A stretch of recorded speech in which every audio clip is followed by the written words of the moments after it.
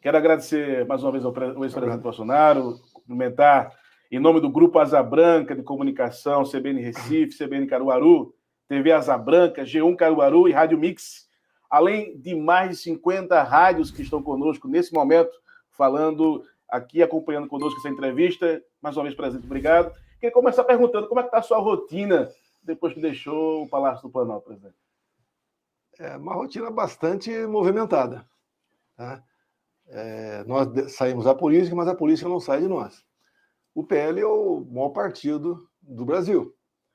E o presidente Valdemar da Costa Neto, perfeitamente sintonizado com os seus 99 parlamentares, nós temos uma linha de uma oposição bastante responsável.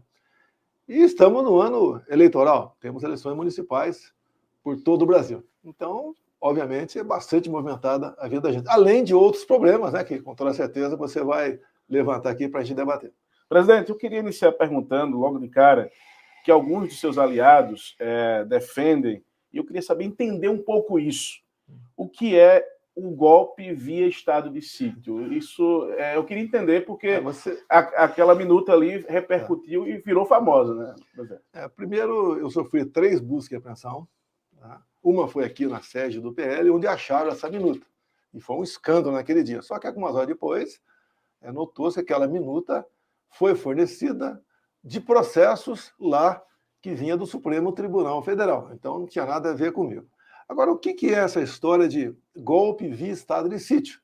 Está previsto, inclusive, amanhã, depoimento de quase uma dezena de pessoas, entre elas eu, na Polícia Federal. Então, é em cima de uma tal minuta de estado de sítio, que está sendo divulgada como minuta golpista. O que é estado de sítio? Em 3 situações você pode decretar estado de sítio, né? Uma comoção nacional, guerra, ou quando o estado de defesa, que é um remédio menos forte, não surte efeito. Mas para um presidente partir para decretação de estado de sítio, primeiro tem que ter esses componentes. Grave situação nacional. Depois, ele é obrigado a reunir-se com conselhos da República e defesa. Ele é obrigado a ouvir aquelas pessoas. Quem são essas pessoas, entre outras? É o vice-presidente da República, é o presidente da Câmara, o presidente do Senado, líderes da maioria de minoria da Câmara e do Senado, ou seja, um grupo de quase 20 pessoas no total, que o presidente é obrigado a ouvi-los. Depois de ouvi-los, e eles votarem, né, pelo sim ou pelo não, o presidente decide. Se eles votam favorável, o presidente encaminha para o parlamento o pedido de decretação de estado de sítio. Ou seja, não é o presidente a palavra final é do Congresso Nacional. Vamos supor que os conselhos também digam que ele não deve decretar estado de sítio. Esses conselhos são consultivos. O presidente pode ignorá-los, mas mesmo assim ele pega aquela proposta e encaminha para o parlamento. E o parlamento tem um prazo bastante curto para dizer sim ou não. Se o parlamento dizer não, acabou o estado de sítio.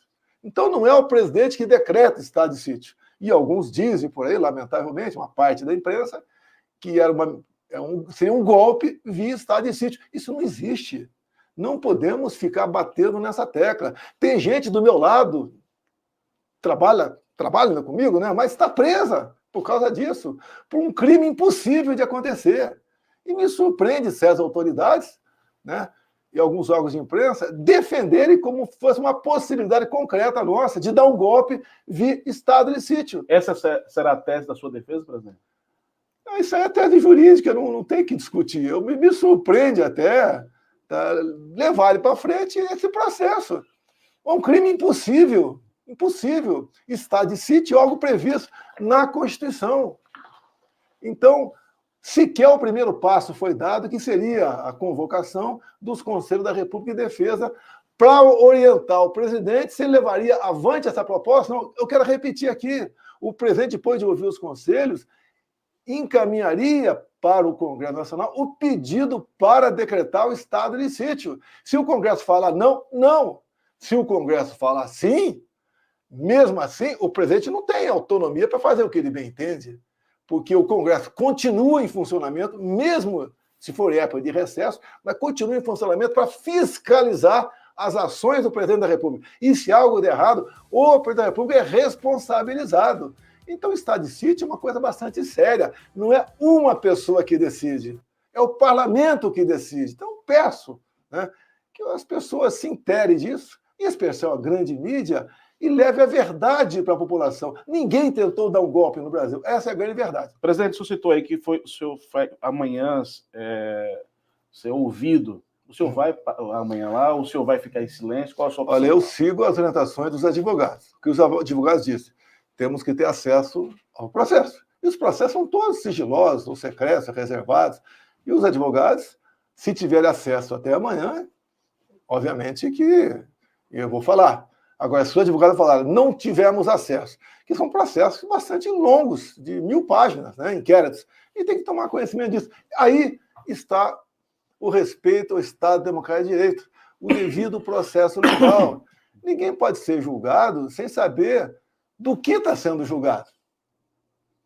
Então, o senhor só vai falar se... Os advogados que decidem. Entendi. Eu acredito que o mais importante, falei contigo aqui, eu sabia essa história, não é não, historinha do golpe via estado de sítio. Um golpe dentro da Constituição brasileira. E eu, que ao longo de 4 anos, quantas vezes você ouviu falando dentro das 4 linhas? Me aponte uma medida minha contra qualquer decisão ou do parlamento ou da justiça brasileira. Presidente, eu queria mudar de assunto, porque um assunto também nessa semana que repercutiu muito foi a fala do atual presidente Lula sobre a questão da guerra lá entre Palestina e Israel, inclusive comparando o que está passando em Gaza com o Holocausto. Qual a sua opinião sobre essa fala, presidente? Olha, uma fala criminosa. Não é infeliz, não. É criminosa. Que ofendeu não apenas os judeus, ofendeu a humanidade. O que aconteceu na Segunda Guerra, com a eliminação, em grande parte, em câmaras de gás de judeus, não existe na história do mundo. E o Lula compara o exército de Israel aos nazistas. Chocou o mundo. O mundo democrático está olhando para o Brasil de forma diferente. Você pode ver, em 2019, eu consegui com o Trump o status para o Brasil de grande aliado extra-OTAN. O que é isso? É um status específico que foi concedido pelo presidente Trump, com aval do parlamento norte-americano, de modo que o Brasil passou a ter facilidades em compra de armamento e tecnologia militar. Ontem, a notícia que o parlamento americano quer tirar o Brasil desse status de grande aliado extra-OTAN. E perde na questão econômica também. Mais ainda, você pode ver, não se discute a questão humanitária, mais importante, mas vamos para a questão baixando bastante aí, a escada, né? A questão, por exemplo, todo mundo sabe o que é a Embraer. A Embraer é um orgulho nacional. Tá? Por exemplo, a fabricação do KC-390, aviões de carga, parte dos componentes, em especial tecnologia, é de Israel. Peças também. Se o Brasil romper com Israel, a produção de KC vai ficar comprometida. E é um avião que é reconhecido no mundo todo, um avião de carga. Nenhum país vai querer comprar o KC-390 sabendo que vai ter dificuldade, num caso de algum problema ou manutenção prevista, não tendo que comprar peça de reposição. Vai deixar esse avião no pátio. Então as consequências são enormes. E influenciam em tudo, até na agricultura brasileira, temos reflexo negativo com essa posição do presidente Lula, que o governo israelense tem dito, ó, reconheça o seu erro, para a gente poder voltar a conversar. E parece que o Lula está dobrando a aposta. Nós vamos ficar com quem no mundo para o futuro? Com ditaduras? E vamos nos afastar do mundo democrático e evoluído? É uma fala realmente que não cabe a um presidente da República. Não é nem presidente, não cabe com todo respeito, a um vereador na ponta da linha. Não cabe uma fala como essa aí, além de demonstrar desconhecimento do que foi o Holocausto. Presidente, eu queria falar, em entrevista à CNN, chegou a dizer que o governo Lula estaria perseguindo o senhor. Eu entrevistei o presidente Lula, ele disse que isso era uma grande asneira, que não era por aí o caminho. O senhor acha que de fato é uma asneira, presidente? Olha só, são vários momentos que eu posso falar nisso aí, tá? Até está previsto, no dia 25, Eu tenho falado desse movimento nosso na Paulista de 25, junto com o pastor Silas Malafaia, que é um retrato da Paulista para o Brasil e para o mundo, e eu quero apresentar a defesa ali. Já que o Lula falou que não é verdade. Por exemplo, o que você acharia sobre, eu vou estar depois, dia 27, sobre importunação de baleia? Não é da Polícia Federal, não é do Supremo. A importunação da baleia é uma ação do Ministério de Meio Ambiente, da querida ministra Marina Silva. O ministério dela representou-me junto ao MP. O MP foi contra, falou que não tinha indícios mínimos para investigar sobre importunação de baleia. Esse ministério é do Lula. Bem, deu pelo arquivamento, o MP, a Marina, o ministério dela, recorreu, caiu nas mãos de outra pessoa, essa pessoa resolveu abrir inquérito. E a Polícia Federal vai me ouvir terça-feira. Então, não tem nada, não é a Polícia Federal me perseguindo nessa questão, é o governo Lula perseguindo. Alguém tem dúvida disso? Que é o governo Lula perseguindo? E ainda bota lá o tempo todo, 2 a 5 anos de detenção, importunação de baleia. Você vê, baleia, se eu não me engano, no Guarujá, ali naquela região, tem ali as casas de turismo, venha conhecer a baleia de pertinho. Você vê vídeos das pessoas quase botando a mão na baleia. Tá? E na perseguição, não há dúvida. Você pode ver. Eu estou inelegível por quê? Por que eu estou inelegível? Qual foi o crime? Reunir-se com embaixadores? Tá? Então é uma perseguição realmente enorme. E o próprio Lula diz, o Bolsonaro não voltará mais à presidência. Dependerá das nossas narrativas. Se elas forem bem feitas, ele não será presidente da República. Você quer coisa mais clara do que isso, que é uma perseguição por parte do governo Lula contra a minha pessoa? Presidente, eu queria mudar de assunto, falar agora um pouco da política internacional, porque a Argentina elegeu um presidente de direito. O Javier Milei esteve até na posse dele lá. Sim. Os Estados Unidos mostra aí, dá sinais de uma retomada do Trump. Não estou dizendo que ele vai ganhar a eleição, estou dizendo que ele está se colocando muito forte. Na sua opinião, a direita em nível internacional, ou os países estão voltando dessa guinada de direita ou é só fenômenos específicos? Você vê a volta no Paraguai, era a direita, continua a direita. O Uruguai, o presidente está na metade do seu mandato, lá um pouco mais da metade. O Lecali Pou está na direita. A Argentina voltou com o Milei. Você vê os Estados Unidos todos, né, os comentaristas americanos, todo mundo dizendo que o Trump está voltando, está se fortalecendo. Ou seja, a esquerda não deu certo em lugar nenhum no mundo. Então, uma tendência natural da direita voltar. Agora, tem certos países, por exemplo, como a Venezuela, ela torna inelegível os opositores de Maduro. Você pega, por exemplo, a Nicarágua, os 7 opositores ao Daniel Ortega estão presos. Na Venezuela é a Maria Corina e é o Capriles. Estão inelegíveis por 15 anos. No Brasil, o que fizeram comigo? Eu sou uma oposição no Brasil. Eu tenho que falar do meu governo, eu tenho que falar do que pode acontecer na nossa economia daqui para frente, eu tenho que falar sobre a questão de fome no Brasil, de verdade, não precisa ter bola de cristal para isso, e querem o governo, o próprio presidente Lula. Não há dúvida que ele tem influência junto ao TSE. Ele tem 2 nomes lá que ele indica, tá? Que votaram pela minha inelegibilidade porque eu me reuni com embaixadores. Qual o problema de se reunir com embaixadores? É uma política privativa minha. E foi inclusive, quando me reuni, eu convidei o ministro Fachin a comparecer àquele evento. Tanto é que a imprensa noticiou que ele não quis comparecer, é um direito dele, não foi nada de anormal tratado ali, foi a discussão do sistema eleitoral brasileiro. Você acredita que esses processos podem ser revertidos, por exemplo? Tudo é possível acontecer. Passa pelo Supremo Tribunal Federal, né? Então, tudo pode acontecer. Agora, é uma injustiça, é uma perseguição. Eu acho que ninguém tem dúvida disso aí. Me acharam algum dinheiro na cueca comigo? Acharam alguma conta minha no exterior? Mala dinheiro em algum lugar do governo? Alguma empresa brasileira, uma estatal, algum banco oficial, foi acusado de algum desvio lá dentro, que teria uma participação minha? Não. Nada disso aconteceu. Quiseram achar um motivo. Um dos motivos é reunião com embaixadores. O segundo motivo, no 7 de setembro, botou do seu lado o Luciano Hang, um empresário. Queria que eu botasse quem do meu lado? Quem foi? Convidei muita gente, até o Supremo foi convidado. Todos foram convidados.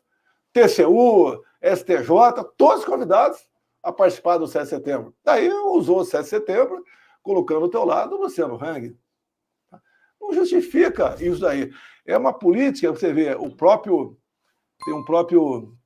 ex-ministro Mangabeira Unger falando claramente isso aí, que essa política de afastar com a força de quem está no governo os opositores para não disputar a eleição, isso é coisa de republiqueta, não é coisa de país desenvolvido, de país democrático. A democracia se decide pelo voto.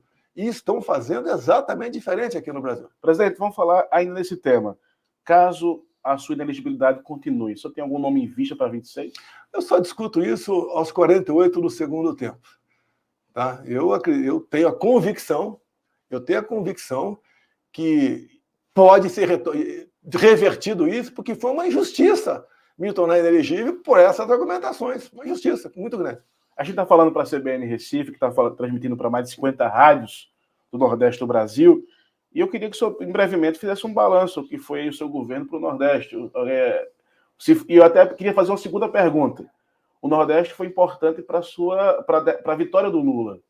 O que é que o senhor acha que faltou? Um visto do Nordeste, uma melhor comunicação? Qual a sua opinião de tanta coisa que isso tem listado, inclusive? Você falou Pernambuco, Recife, né? Eu estive lá no lançamento da pedra fundamental da Escola de Sargentos do Exército. Então, é obra do nosso governo, a Escola de Sargentos do Exército, para Recife, Nordeste. Daí você pega o Nordeste como um todo. A maior obra nossa foi a transposição de São Francisco. Daí o pessoal fala, mas o governo anterior chegou a concluir 85% das obras. Eu ia perguntar isso. Tá? Mas olha só, ele fez a conta gotas, e de modo, quando você queria, quando nós chegamos, nós temos que refazer muita coisa, que dado o calor, muita coisa foi quebrada, com dilatação, estava destruído grande parte da transposição São Francisco. E juntamente com os meus ministros, o último foi o Rogério Marinho, do Rio Grande do Norte, se elegeu senador, nós conseguimos concluir o São Francisco. E ele começou a funcionar. Inclusive, conversando com a equipe econômica nossa, eles queriam cobrar água de governadores. Eu falei, não vamos cobrar água. E não cobramos água dos governadores. E começou a funcionar. Números aproximados, para você sentir a grandiosidade da obra, que foi idealizada por Dom Pedro II. Tá? Não foi ninguém aqui que está vivo no momento, não. A grandiosidade da obra. Números aproximados. 12 dias de bombeamento equivalia a 1 ano de carro-pipa.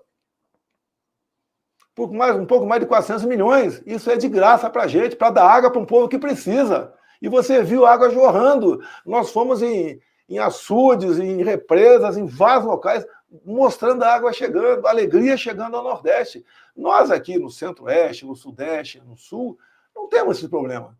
Que a falta d'água é uma coisa que afeta a vida de qualquer pessoa. E quando chegou esse governo, você vê aí que a água parou de ir para lá. Ele está quer cobrar dos governadores água. E agora, tanto é verdade que a água não está chegando, que voltou a indústria de carro-pipa, que se gasta mais de 1 bilhão por ano. Então, voltou-se essa história de cobrar água para quem entregue, outras pessoas de graça, e voltou ali aquele tal de usar a população no tocante ao curral eleitoral. Quando você fala que o Nordeste foi responsável pela derrota, eu estive há pouco tempo em Extremoz, estive em Natal, estive também lá para a região norte, lá em Belém do Pará, estive em Fortaleza. O tratamento que o nordestino dispensa para mim é algo de arrepiar. Nos tratam muito bem. Eu falo dos números, por exemplo. Os números eleitorais apontaram uma vitória gigante do presidente. Olha só, eu vou considerar 22 páginas virada. Quando acabou a eleição, nós peticionamos o TSE, questionando algumas coisas em cima de leis, em cima de resoluções do próprio TSE. Isso eu nunca vi na história do Brasil. Um advogado peticionar, foi indeferido essa petição e nos deram uma multa de 22 milhões de reais. No meu entender, um abuso.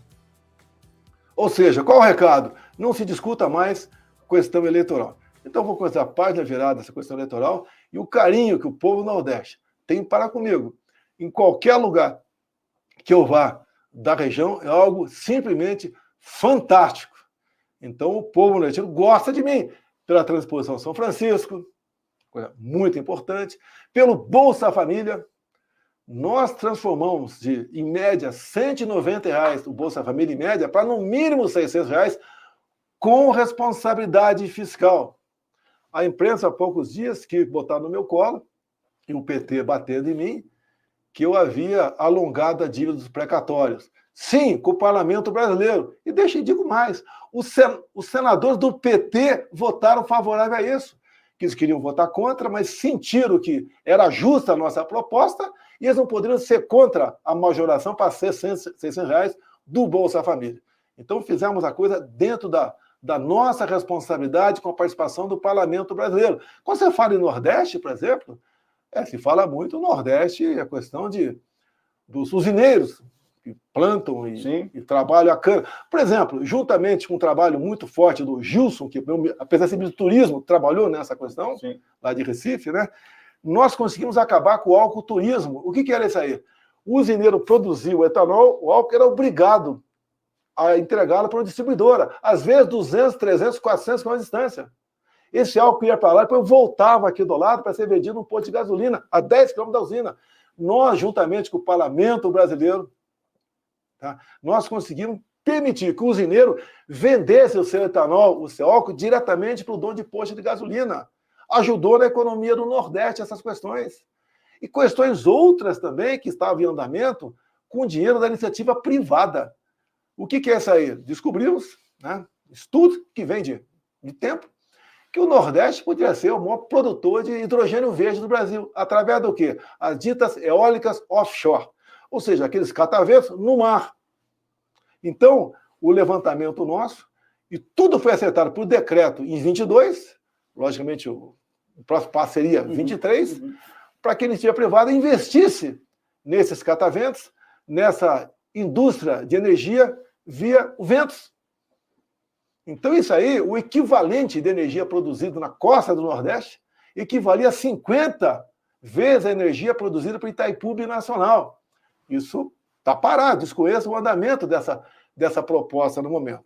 E você começa a ver as ferrovias no Brasil, que o Tarcísio de Freitas botou para frente, tinha impedimentos ambientais, que o Ricardo Salles jogou firme para que não houvesse esses embaraços ambientais, com interesse, sabe lá, do que em volta disso, e começou a retomar as ferrovias, como, por exemplo, a Norte e Sul, tá? que lá do Maranhão, sim, passa por Tocantins, Goiás, vai no Porto de Santos, a FIOL, a Ferrovia de Integração Oeste e Leste, a Ferrogrão, que está parada por decisão judicial. Então, o Brasil começou a andar. O Tarcísio conseguiu fazer acordos, né, nos próximos 10 anos de R$1 trilhão. Tínhamos já pré-contratado mais de 40 mil, 20 mil quilômetros de ferrovias pelo Brasil, privadas. Grandes proprietários que se uniam e falaram: essa ferrovia interessa para a gente produzir nossa soja aqui, nosso milho, nossos grãos, e diretamente numa outra principal, por exemplo, a Norte Sul, que vai nos portos pelo Brasil. Então o Brasil estava voando, o Nordeste com participação nisso. Agora, uma coisa importante, né? Por que São Paulo é a cidade que tem mais nordestino do Brasil? Não é Recife, não é Fortaleza, não é Salvador. A cidade que tem mais nordestino do Brasil é São Paulo. Os nossos irmãos do Nordeste saem dos seus estados e vão para São Paulo, atrás do quê? De dias melhores, de emprego, de renda, de maneira de sustentar a tua família. E fogem do... Por que eles saem do Nordeste? Que devia ser o melhor lugar do Brasil. Afinal de contas, o PT está, por exemplo, comandando a Bahia há 20 anos.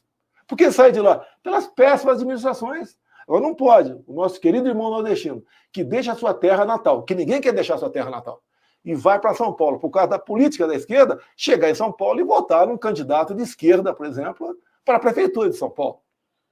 Presidente, eu queria ainda encerrar a questão do Nordeste, porque eu recordo que os governadores do Nordeste reclamavam muito do tratamento que o senhor dava a eles. Eu recordo que o consórcio Nordeste mandava inúmeras notas à imprensa dizendo que o Palácio do Planalto, no seu governo, não dispensava esse tratamento. Isso é verdade, presidente? Olha só, durante meu governo, a parte econômica, Paulo Guedes e sua brilhante equipe que tinha lá.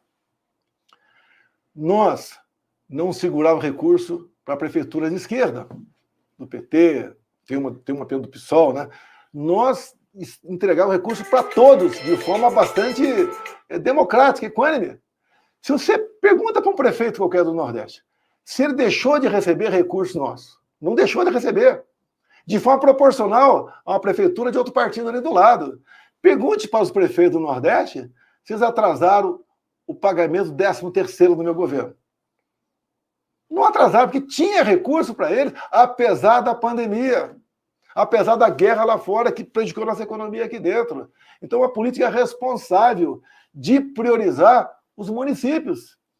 Como o Paulo Guedes dizia, né? Menos Brasília, mais Brasil. Fizemos isso. Demos o maior reajuste para professores do Brasil, 33%. Demos o piso para a enfermagem, que depois, quando saímos, foi questionada. O governo federal questionou o piso da enfermagem. Então, nós, com responsabilidade, cuidando bem da coisa pública, não teve corrupção em meu governo. Você desconhece corrupção em meu governo, eu desconheço. Não teve negócios para oferecer para partidos políticos, ministérios, diretorias de bancos oficiais, de estatais. As nossas estatais eram lucrativas, passaram a ser deficitárias agora. Já está aparecendo, de novo, problemas em fundos de pensões das estatais. Você pega, por exemplo, uma pessoa dos Correios agora, ou da Caixa Econômica. Deixa eu ver teu contra-cheque. Você olha, tem um desconto extra para o fundo de pensão dos Correios, Postales, ou da Caixa Econômica, o FUNCEF, extra até 2030, para cobrir roubalheira lá de trás. Que o mapa da mina para roubalheira também era os fundos de pensões. Isso é uma realidade, uma verdade. Nós saneamos tudo isso. E, inclusive, havia falado com o presidente dos Correios, que estava comigo, né? Que estava com um saldo bilionário lá, ver se tem uma forma legal, a partir do ano que vem, que seria 23, uma forma legal desse extra, nós injetarmos no fundo de pensão dos Correios para o pessoal não ter esse desconto. Um carteiro, desconto em média, R$500 extra por mês para o seu fundo de pensão. O pessoal da Caixa ganha um pouco mais, o desconto é muito maior, é a mesma coisa. Isso está voltando, o Brasil está voltando, lamentavelmente está voltando o nosso Brasil. Então, isso tudo fica na memória das pessoas, entre outras coisas que eu teria a falar, por exemplo, sobre pesca, falar sobre o Jorge Seife aqui, que foi secretário da pesca, é algo inacreditável se eu falar o que o Jorge Seife fez na pesca e no nosso Brasil. Isso fica na memória das pessoas. Os caras estão sentindo. Estão sentindo. Você pode ver uma coisa agora inacreditável, né? Era previsto, né? A questão do turismo no Brasil. Dado essas questões aí que o governo do Brasil acha encrenca lá com Israel, o que os Estados Unidos acabou de classificar o Brasil? Com um país de alto risco para turismo. Estão nos comparando ao Afeganistão. Segundo conversei com o Gilson agora, os voos de Belo Horizonte e Recife para Orlando, o Fort Lauderdale, foram suspensos nos próximos 3 meses. Prejudicam o nosso turismo aqui no Brasil. Essas medidas nos afetam diretamente de forma negativa e a economia não perdoa. E quem paga a conta no final da história é o povo. Vê o Nordeste. Vê lá a região praiana, ali de praias, se não caiu o turismo por lá. Caiu. Vê a violência como cresceu no Brasil. Algo estúpido. O crescimento da violência no Brasil. O turista não vem para cá, que o dinheiro mais fácil para uma nação é o do turismo. Muito pouco investimento você tem que ter para deixar o turista aqui. Presidente, o senhor tocou num assunto aí que não pode eleger um prefeito de esquerda na capital, de São Paulo, no caso. Qual é o planejamento do bolsonarismo para as eleições municipais de 2024? Eu vi que o senhor recentemente fez uma live enorme aí com seus filhos, meio que preparando os candidatos para isso. Eu queria saber, e pontualmente, assim, como é que o senhor está se preparando para as eleições de 24? A nossa live, né, foi num domingo, chegou a bater 500 mil pessoas ao vivo. Enquanto a live do outro lado dava em média 5 mil. Nós atraímos 100 vezes mais gente. O que eu tenho falado? Não quero dizer que a virtude está no meu partido, do PL. Tem gente do PP, de outros partidos, tá? São pessoas que também são bem intencionadas e querem o bem do seu município. Então, o que a gente orienta o pessoal, a gente não vai ter candidatos nos 5.700 municípios do Brasil. Não temos como nos organizar para tudo isso. Podemos, talvez, nas eleições municipais de 28, tudo bem. Agora não. Então, o que a gente fala, pessoal? A gente mostra o que é a esquerda e mostra o que é a direita. Não é o bolsonarismo, é a direita, o conservadorismo. Porque qual é a nossa... O que nós defendemos? Deus, pátria, família, liberdade, que é muito importante. Defendemos a propriedade privada. Olha o terror que está vivendo o campo no Brasil. O homem do campo, o que produz, né, no Brasil. O MST está todo vapor. Você não ouviu falar em MST no meu governo? O MST ficou hibernando. Tá? E mais ainda, nós acabamos com muitos focos do MST titulando terras, que foi uma política que começou com o presidente Michel Temer. Depois do Geraldo, o Geraldo, que é o nosso secretário do INCRA, né, ele pegou isso e potencializou. Nós distribuímos 420 mil títulos de terra pelo Brasil. Quando um sem terra pega aquele título, ele passa a propriedade para valer daquele pedaço de terra. Ele não vai perder aquilo por uma ameaça do MST. Olha, se você não ajudar a invadir tal fazenda, você vai sair dessa ocupação tua aí. Passaram a se sentir cidadãos. E mais ainda, quando se fala em mulher comigo, né? Desses 420 mil títulos, 80% foi para as mulheres. Nós preferimos dar o título para as mulheres. Ideia de quem? Tereza Cristina. Tá? Nossa ministra da Agricultura, que foi aquela pequena, grande mulher que foi fantástica. Então, nós fizemos tudo isso e faz o pessoal sentir saudade da gente e nós aqui mostrarmos a que nós viemos. A força para as eleições de 26 virão nas eleições municipais de 24. Dá para mudar o Brasil? Dá para mudar o Brasil. No meu governo, demos nada. Demos um freio de arrumação em muita coisa. Lamentavelmente, não sei por quais motivos, não veio a reeleição. E hoje vem muita gente arrependida. Mas o Brasil não pode se alinhar à Venezuela, a Cuba, ao Irã, à Coreia do Norte, entre outros países ditatoriais. Não dá certo isso. Quem paga o preço e alto é a população.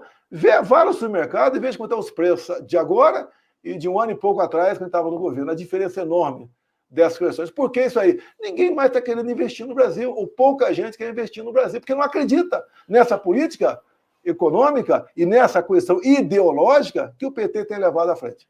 Então, em São Paulo, o senhor está firmado lá com o Nunes? Olha, o que foi um acerto do presidente do partido, Ricardo Nunes. Nós vamos indicar o vice-prefeito e vamos estar juntos nas eleições municipais. No Recife, está confirmado? Está confirmado, o Gilson Araújo está confirmado, entre outros municípios está confirmado. Do... Estamos acertando agora com a Tereza Cristina, Campo Grande, Mato Grosso do Sul. Não é só a Tereza Cristina, é o deputado Polon, que é presidente estadual de lá, tá certo? Entre outros parlamentares. Eu queria fazer uma pergunta ao senhor sobre ainda em Pernambuco. Recife, Gilson Machado confirmado no Recife. Em Caruaru, a candidatura do deputado Fernando Rodolfo. Tá? Mas é um colega, um amigo, eu não tenho como saber o que está acontecendo no Brasil todo. São 5.600 municípios, deve ter candidato em quase 2.000 municípios. Alguns têm problemas. O nosso Fernando é um excelente quadro para nós. Eu tenho que conversar com... Se bem que eu não estou batendo o martelo. É o presidente estadual que está batendo o martelo. A gente não tem como coordenar isso aí. A gente entra em campo, tínhamos problema, por exemplo, em Fortaleza. Resolvemos. João Pessoa, por exemplo, o senhor lançou o ministro Marcelo Queiroga. E ali está tendo um imbróglio com o cabo Gilberto, que diz que discorda. Qual o conselho lá para João Pessoa? Eu tenho conversado com o cabo Gilberto, gosto muito dele. O próprio Gilvan está acertando uma prefeitura vizinha ali que ele vem candidato. Nós temos que acertar. Eu sei, até o cabo Gilberto é um deputado novo. A gente pede sempre, dá uma respirada, dá um tempo. O Queiroga tem nome. Tá? Pode ser uma grata surpresa para João Pessoa. A gente vai devagar, vai nos acomodando. O senhor acha que a polarização da eleição de 22 vai continuar em 24? Olha, eu acho que sim. Você pode ver, o candidato de São Paulo agora, o Boulos, que a Marta está se filiando, já se filiou ao PT, ele não fala sobre a questão da declaração do Lula sobre Israel. Ele sumiu. Ele dá palpite em tudo. Até em discurso na Câmara, me acusava, né, de ter aí participado da morte de Marielle Franco. Participava de tudo, tinha opinião para tudo. Ele não fala. Procure entrevistar o Boulos sobre essa questão de Israel. Porque a questão de Israel mexeu no Brasil. As nossas tradições judaico-cristãs estão aí. Não é só evangélico, católico também, entre outras religiões, tem como norte a história de Israel. E foi uma ofensa Não é gratuita, é uma ofensa criminosa à memória de 6 milhões de pessoas que foram mortas em câmara de gás. E o Lula compara o exército de Israel como o exército nazista. O Israel, eu entendo, tem o legítimo direito de se defender. Por que começou tudo isso? Mais de 1.000 pessoas foram mortas pelo Hamas, que o Lula se nega a classificá-los como terroristas. Um grupo que corta a cabeça de 40 crianças, que bota no micro-ondas na frente das mães crianças, para ver seu crânio explodido, que estupra mulheres, estupra grávidas, toca fogo nas mesmas. Fizeram barbaridade. Temos, inclusive, parece que o Lula esqueceu, né? Um brasileiro sequestrado, que não fala nada sobre isso. E ele é ligado ao Hamas. O Lula pede para o Hamas libertar. Não é só o brasileiro, todo mundo. E o brasileiro é uma preocupação, tem que ser uma preocupação dele. E deixa para lá. E ele agora, quando você vê que uma entidade da ONU participou desse ato bárbaro contra o povo israelense, e o mundo resolve não mandar mais dinheiro para essa entidade, o Lula quer mandar mais. Está na contramão dos países democráticos e civilizar todo mundo. Então o Boulos responda sobre isso. Ele estava um dia questionando lá o atual prefeito, né? O Bolsonaro é isso, é aquilo. Fala pelos cotovelos. Ué, responda sobre isso. Responda sobre isso. Presidente, é interessante, eu queria falar outras coisas. Por exemplo, alguns partidos que integravam o seu governo hoje integram o governo do presidente Lula. Qual a sua análise sobre esse? Olha, eu não posso dar opinião sobre outros partidos. Eu falo sobre o PL. Tá? E assim, mesmo quando eu falo do PL, eu ouço a liderança da Câmara, do Senado, ouço o Valdemar da Costa Neto, para quando a gente falar alguma coisa, falar com propriedade. Eu não posso interferir. Mas eu acho que é um movimento natural da democracia? Não, olha só, eu fiquei 28 anos dentro do parlamento. Sempre foi uma cultura ali de receber o ministério, o partido encarnera. Tá? E eu não vou entrar nessa linha. Tá? Tem um partido, nem permite não falar o nome, claro, que votou contra mim na CPMI, por exemplo, da Covid, tá? E votou contra mim sobre a questão também do 8 de janeiro, para esse partido não perder seus 3 ministérios. Eu não posso pegar esse partido como um todo e falar, estamos contra você. Não. O presidente do partido é que orientou nesse sentido. A gente fala isso no sentimento da responsabilidade de todo e qualquer partido.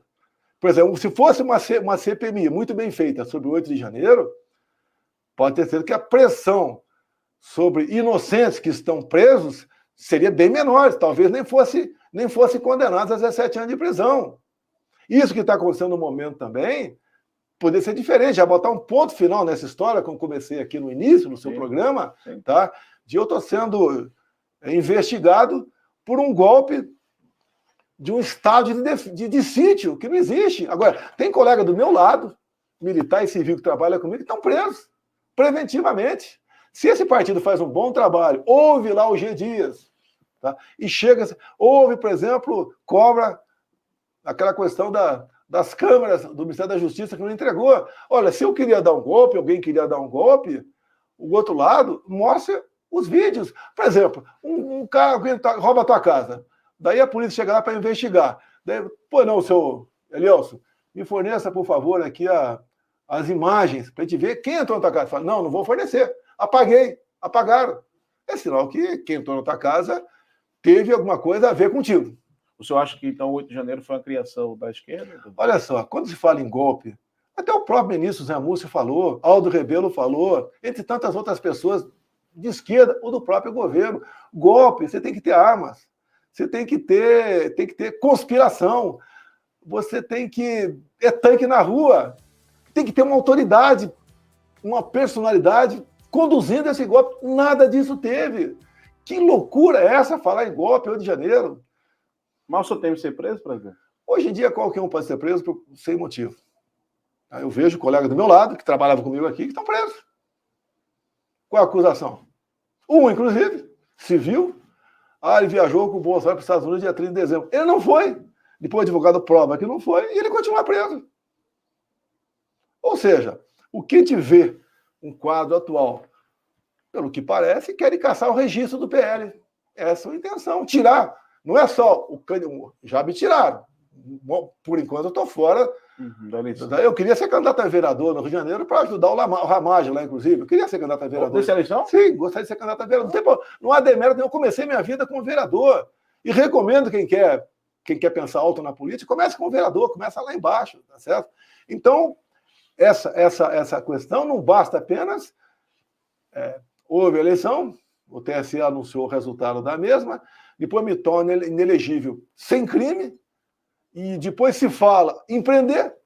Qual o próximo passo? Me executar numa prisão? Eu devo fazer o quê? Fugir do Brasil? Pedir asilo? Nós pedimos agora o passaporte. Eu, sábado, estaria, por exemplo, no CEPAC com o Trump, nos Estados Unidos. Vai estar ele, vai estar o Milley, vai estar a primeira-ministra. O senhor pediu o passaporte de volta? Eu pedi uma de volta. Eu não vou mais agora, não vou mais. Até quando marcamos dia 25, já tinha pego meu passaporte via busca e apreensão. Olha, pode a autoridade judicial requisitar, entrega o passaporte, sem problema nenhum.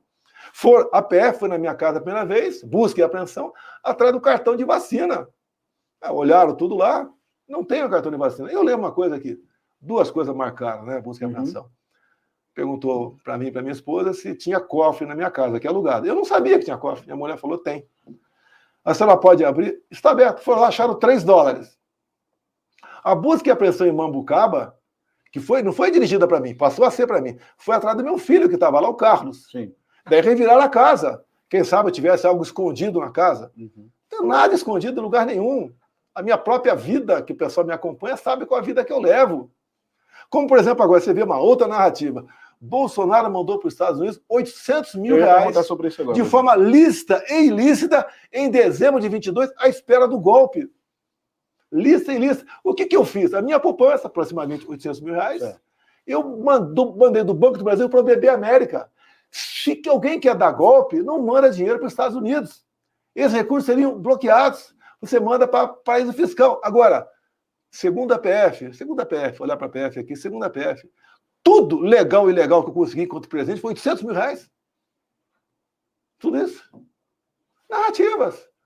Como querem começar a investigação agora sobre uma reforma que vi na minha casa, na Vila História de Mambucaba, um vilarejo pobre.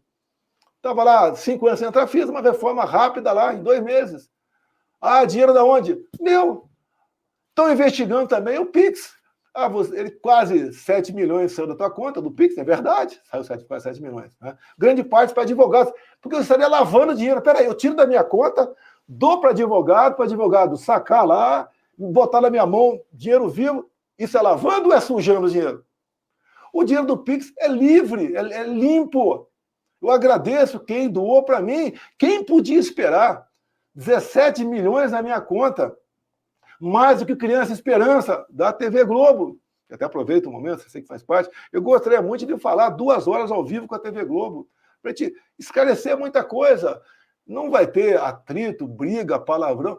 Como eu estou conversando contigo aqui, mostrar o que nós fizemos, o que está em jogo. Não podemos deixar que roube a nossa liberdade. Presidente, até aproveitar que está quase 1 hora dentro de um grupo que também faz parte das Organizações Globo. Então, o senhor está com essa liberdade também de falar isso. Mas eu queria falar agora sobre esse evento do domingo. O que é que o senhor está pensando? O que é, de fato, esse evento? É uma resistência? É uma tentativa de mostrar força para evitar uma eventual prisão, presidente? Qual a sua visão? Olha só. Eu converso com muita gente. Entre essas pessoas, o pastor Silas Malafaia. Tá? E nessa conversa, chegamos à conclusão que deveríamos nos apresentar, não em Brasília, podia ser Rio de Janeiro ou São Paulo, a grande densidade populacional, para 2 coisas. Para mostrarmos para o Brasil, para o mundo, uma fotografia de verde e amarelo do candidato que foi derrotado em 2022. Certo. E, nesse momento, além da fotografia, eu me defenderia 10 acusações, com a mais importante, eu agradeço a Rádio CBN, tá certo? Sobre esse golpe um golpe constitucional, de estado de sítio, que não foi dado o primeiro passo sequer para a decretação do estado de sítio. E, repito, a palavra final do estado de sítio é do Parlamento brasileiro, não é do Presidente da República. O senhor vai repetir essa... Lógico, mais pausado, com menos coisas, até porque isso daqui que você está fazendo com a gente aqui vai ter repercussão no Brasil todo. E eu apelo a todas as autoridades. Vamos esfriar. Vamos diminuir essa pressão. Eu, no momento, nem cidadão eu sou, porque estou sem direitos políticos. Vocês estão com a força, vocês estão com o poder. Me aponte aos 4 anos do meu governo se eu perseguir alguém, se eu perseguir um filho do Lula, ou quem quer que seja de esquerda, se eu determinei que a Polícia Federal, via Ministério da Justiça, abrisse inquérito contra quem quer que seja. Me responda. Eu não persegui ninguém. Por que essa perseguição em cima de mim? Porque a gente ficou com capital político. No momento de crise, guerra, pandemia, nós passamos por isso e o Brasil estava voando em relação ao mundo. Chegamos a crescer mais do que a China naquele ano. Ou seja, com a TV Globo, como estive em 2018. Presidente, mais aquela história da ABIN ali, o que é que o senhor tem que falar sobre isso? Eu não tenho o que falar sobre a ABIN. Se você pegar aquela sessão de 2020, onde o ex-ministro da Justiça falou que ali era a prova que eu estava interferindo na PF, quando você abre aquilo, eu reclamo das inteligências nossas. Reclamo da inteligência da BIM, da PF, do Exército, da Marinha, da Aeronáutica. Eu falei ali que não tinha assessoramento deles. Eu reclamei. Eu tive, certa vez, no Centro de Formação do Exército, fizeram eu não lembro se era coronel ou general lá, fez uma brilhante exposição. Eu falei, olha, bacana, só que nunca chegou na minha mesa um papel falando de um problema que o Brasil podia enfrentar. Nunca tive. O senhor acha que a inteligência do Brasil é falha? Não tem nada de a BIM paralela. Daí fala que, através de um equipamento, né, um programa, Free Smile, né, o Ramagem, não sei mais quem, teria uma lista de gente. Mas divulgue a lista. Divulgue a lista e procure saber por que essa lista. Na casa de um diretor da BIM, que nós havíamos demitido, nós não, né, que o Ramagem tinha demitido lá atrás, achou 170 mil dólares. É comum e errado e criminoso algumas pessoas das agências de inteligência fazem trabalho particular e troca de dinheiro. Isso é comum acontecer. Agora, esse First Mile, a precisão é 100 metros. Ou seja, nós dois com o telefone aqui, se estivermos sendo monitorados, você pode estar no prédio do lado. E não dá, inclusive, pelo que eu sei, a altura. Você pode estar 3 andares para baixo e eu 5 acima. E daí eu lembro até que, rapidamente, o Rodrigo Maia falou, bem que eu desconfiava, que eu estava conversando com o Ciro e estava conversando com o ministro Gilmar e bem desconfiava. Então, lamentavelmente, o Rodrigo Maia, né, quando fala isso, ele desconhece a precisão do equipamento. O pessoal usa muito isso também para a questão de questões conjugais. Nem para isso serve esse aparelho, para nada. Agora, divulgue os nomes e procure realmente o responsável. Agora, querer acusar que nós monitoramos as pessoas, esse equipamento não grava ninguém. Ele monitora assim mesmo com a precisão de 100 metros. Entre um quarteirão e outro. Um jornal de São Paulo chegou a divulgar alguns nomes, incluindo um senador de Pernambuco, Humberto Costa. Não lembro bem que teve essa... Eu não sei por que alguém da BIM queria monitorar Humberto Costa, conhecido como vampiro, inclusive, né? Presidente, eu queria, para encerrar, que a gente está praticamente no final, o senhor tem alguma previsão de voltar a Pernambuco, ali ao Nordeste, alguma agenda? Olha, eu pretendo, né, se nada me impedir, rodar pelo Brasil. Como se Deus quiser, botar na Paulista, agora dia 25, eu apelo, vamos à Paulista. É um momento pacífico, em defesa do nosso Estado Democrático de Direito. Ninguém vai ali lacrar, fazer discursos para inflamar quem quer que seja. Tá? Vai estar presente o governador de São Paulo, está previsto o de Goiás, o Caiado, está previsto o Jorginho Melo de Santa Catarina, o atual prefeito de São Paulo, entre outros prefeitos. Mais de 100 deputados confirmaram presença, mais de 10 senadores confirmaram a presença. É um ato sério. Nós não podemos continuar nesse caminho de perder a nossa liberdade através de um projeto que está na Câmara dos Deputados sobre controle da mídia social. Eu olho para a tua cara. Eu fiz alguma coisa para cercear a liberdade da imprensa de vocês, imprensa oficial? Nada. Eu fiz alguma coisa para censurar mídias sociais? Nada. Quem erra, paga. E tem instrumento hoje em dia para você pagar pelo seu erro. Se você errar na CBN, você vai ser questionado. E no final, ou você se retrata, ou paga uma multa, e tudo bem. A mesma coisa o povão. Você pode ver o que está acontecendo por aí. Sem mídia social, eu estaria condenado já. Quando é que eu poderia mostrar à população essa falácia, essa coisa abstrata, essa coisa inimaginável, né? Descabida, de golpe via estado de sítio. Presidente, queria mais uma vez agradecer ao senhor, mas antes eu queria agradecer as mais de 50 rádios que estão conosco em cadeia agora, dizer que eu não vou citar nomes por questão de tempo, mas em nome do Grupo Asa Branca, CBN Recife, CBN Caruaru, TV Asa Branca, G1 Caruaru e Rádio Mix, queria agradecer, presidente, por receber aqui na sede do PL em Brasília, dizer que estamos à disposição sempre do senhor. Eu saio daqui a pouco daqui porque eu não posso me encontrar com o Valdemar da Costa Neto, né? Senão ele volta para... Ele está em liberdade condicional. É uma outra medida que a gente lamenta estar acontecendo isso, porque, afinal de contas, nós não somos criminosos. Não é porque você achou na casa dele uma pepita que vale 10 mil reais, uma arma com registro vencido, que é uma infração administrativa, essas questões todas prejudicam o andamento do partido. Mas eu quero me dirigir, especial ao pessoal do Nordeste, o carinho que tem vocês. A minha filha, Laura, tem sangue na veia de cabra da peste, tá? Que meu sogro é de Crateús, Ceará, e tem que somos um só povo, uma só raça, e devemos lutar por aquilo que Deus nos deu, uma terra maravilhosa, direitos, deveres, liberdade. Eu sempre falo, né?